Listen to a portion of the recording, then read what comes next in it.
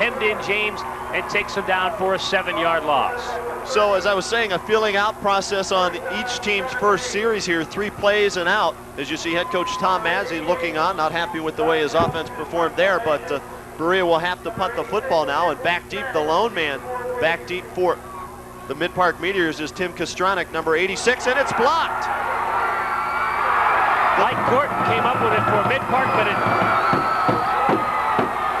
that'll put him in business right at the 25-yard line. Gorton, I don't know if he was the one that got the block, but he made like a basketball player, got up and took the jump ball. He went up and grabbed it and brought it down at the 26-yard line. So the first big play of the game here for the Meteors.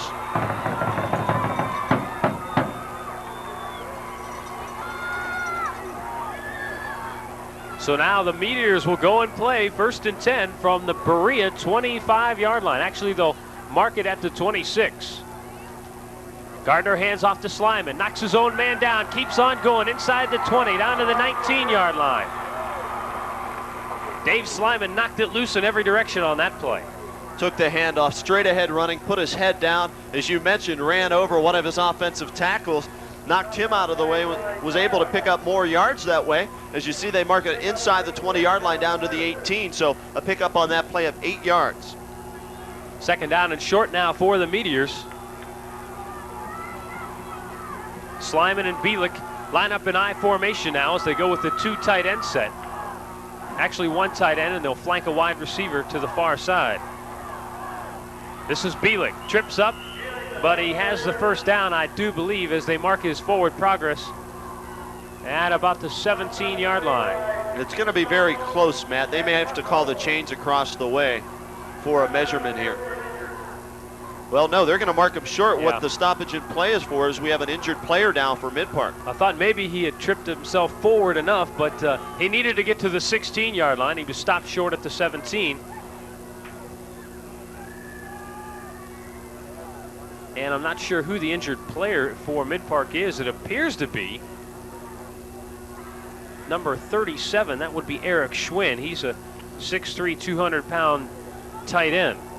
As they attend to him at about the 17-yard line. 7:17 left to play in this first quarter. No score, Berea and Midpark, and we've mentioned it throughout the opening of this ball game, Matt. The crosstown rivalries, they're so much fun for everybody involved. The cheerleaders, the bands, the fans, the parents, and of course the players. And that's why we look forward to this game almost every year. You know, the last game of the season for both of these schools is going to be against each other, and it just makes for a great evening of high school football. That is a fact indeed, as you saw Eric Schwinn limping off the field, and boy, that's a tough blow for Ray Radick. He cannot afford any more injuries to his football team. 3rd down and about 1 yard to go for a 1st down. Gardner turns, hands off to Slyman. He's hit, and on a 2nd effort, he has the 1st down. Well, we'll see. The one official who marks the spot did not give him a favorable spot, Matt. Yeah, I spoke prematurely. He is definitely short of the 1st down. It looked like his forward progress would get him the 1st down, but they are going to mark him well short of the 1st down, say his knee touched at the 16-yard line. So it's decision time here for head coach Ray Radick. Credit Billy Boone from Berea, the defensive end, who got in there and made contact in the backfield and really slowed Slyman down, enabling the other defenders to get there and stop him short. And on 4th and 1, not much hesitation in the mind of Ray Radick. Let's go for it. 6:20 to play, and now we've got a stoppage. It appears as though Midpark will take timeout. And a smart play here by the Midpark offense. A big play. You don't want to, lose the chance here to gain the early lead after the big block punt. So if everybody's not on the same page, Matt, you take a timeout, you bring the coach out and say, all right, this is exactly what we want to do. This is the count. This is everything that's going to make this play work right. And that was a smart move by the sophomore quarterback, Dave Gardner. I suppose the strategy here would be to try to keep hammering away with your fullback, Dave Slyman, but he's been stopped on the last couple of carries. Yeah, what I want to mention here, Matt, is the fact anytime you turn to hand the ball off in the backfield, you take a chance of losing yardage. If a defensive tackle or a blitzing linebacker can break through, drop them behind the line of scrimmage, you're not going to get the 1st down. I think the safest play here, if you have the guys up front to do it, is let Gardner take the snap and then just go straight ahead on the quarterback keeper to pick up the 1 yard that you need. Well, we'll see here on 4th down, and now it appears to be almost 1.5 yards for the first. It's going to be Bielik sweeping to his right. He's hemmed in the backfield, and he is not even close.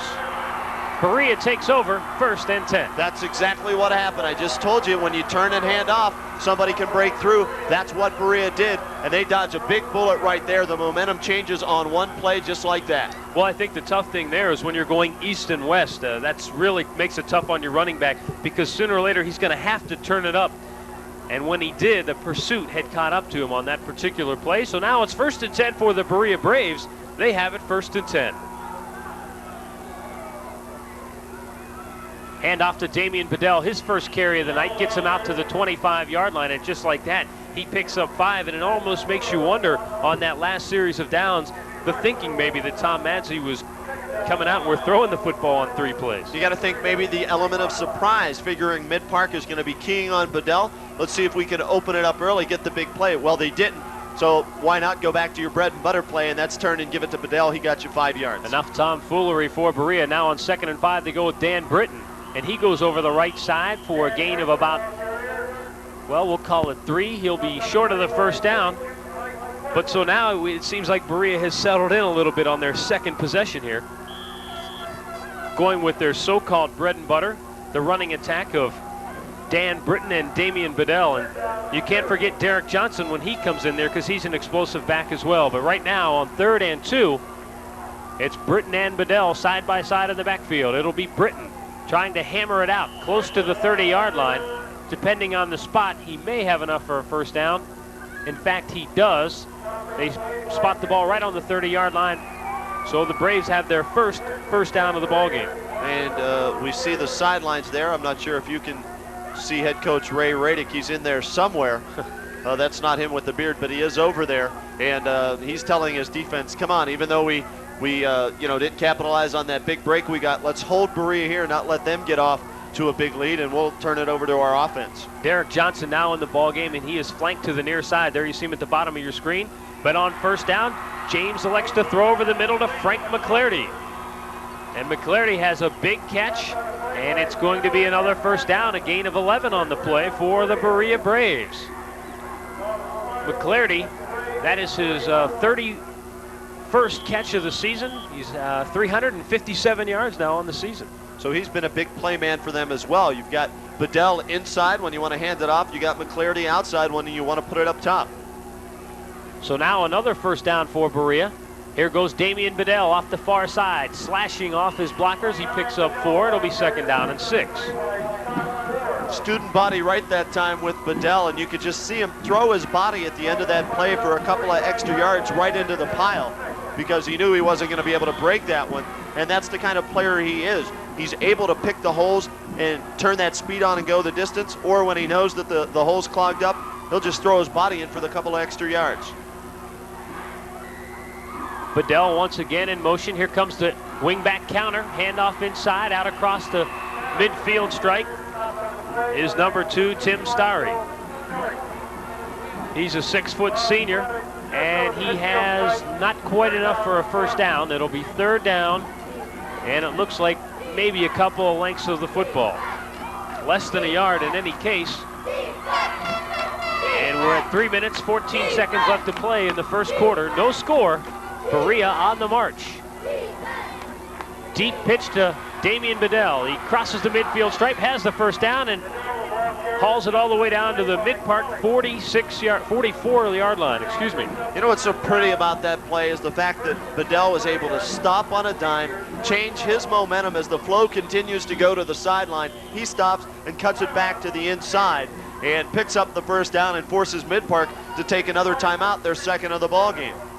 Yeah, Ray Radick and his defensive coordinator not real pleased with what they're seeing now. Berea really almost at will moving the football down the field. They have a 1st down at the Midpark 44-yard line, and now we're seeing the Berea offense with Damian Bedell. And I think the interesting thing with Bedell, as you mentioned, his ability to stop and cut on a dime, but also the fact how he moves so what appears to be slowly behind his offensive lineman, almost as though he's hiding behind them, and then boom, when he wants to make a move, he cuts at full speed. He does, and what else makes him such a great runner is the fact that he carries the ball so effortlessly. You know, it's like he's not even holding anything in his arms, and he doesn't worry about fumbling. You know, he figures the ball is a part of his body. It's attached to him, so he can let the rest of his body do whatever it wants, whether it's cutting, you know, throwing it into the pile of the defenders. He's just a great player to watch. He's a lot of fun, and he's very exciting. And folks, he knows he's a game breaker. As Kenny and I were walking down on the field before the game, he had the letters "See ya" on the side of his helmet. So with 3:01 to play, the Braves have a 1st and 10 from the Meteor 44-yard line. James gonna run the option, far side, and maybe he'll keep it himself. He does, crosses the 40, down to the 35, all the way to the 32-yard line of Midpark. And Bill Kelly on the stop. What a great play there by James. Had the option of pitching it to Bedell or cutting it up himself, and he saw that the trailer man for Midpark was looking at Bedell the whole time, so he faked the pitch, cut it back inside, and picked up 11 yards. James only a junior, so he'll be back next year for the Braves, hoping for an upset and maybe to extend his season here tonight. This is Damian Bedell cutting off the left side, and we've got flags down as Bedell picked up 2 yards. We'll wait and see what the call is, but normally in that position, it's a holding call. Referee Fred Shirley. Holding.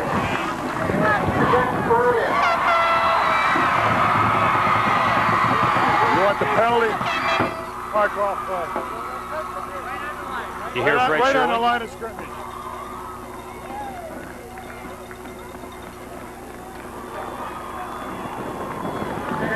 Got a hold on the offense. So that'll back them up, Matt, 10 yards. And you heard him say the holding occurred right on the line of scrimmage, so before the Braves offensive line could get out of the chutes, they were grabbing for cloth. 1st down and 19 to go for the Braves. James to throw, and he gets it downfield. It's tipped and incomplete. Great pressure applied there in the backfield by the Midpark defensive linemen as they came through, and as soon as Jones released the football, he was just nailed. His intended receiver was Todd Jones. Excuse downfield. me, that's I was going to say he was trying to get it to Jones as James was nailed in the backfield. And we were talking about that before the game, that it could get confusing here as James to Jones, or if Jones is blocking for James or what have you, and I already screwed it up once, so that'll take the pressure off you for the rest of the game. 2nd down and 19. Here comes the blitz. He gets it away, but it's incomplete, just past the outstretched arms of Damian Bedell. But boy, Scott Ward was coming with a full head of steam. He sure was, and that forced the quarterback Todd James to get rid of it before he really wanted to, and that caused the incompletion, and now Berea in a big hole here, 3rd down and 19. You saw Bedell coming back to the huddle, and he thinks, boy, I had some green in front of me. I could have been running all day.